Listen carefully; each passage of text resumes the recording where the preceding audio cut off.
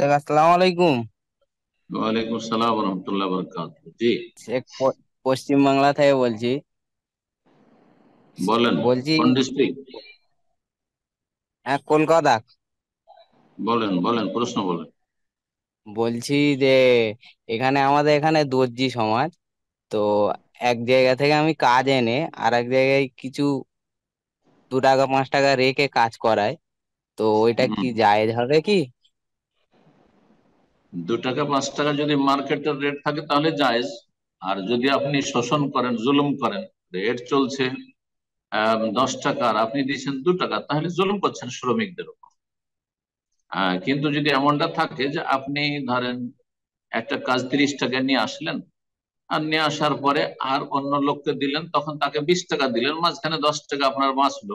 আপনি যেহেতু কাজগুলো কালেকশন করে নিয়ে আসছেন, তো এটা জায়েজ। এটা জায়েজ, জি।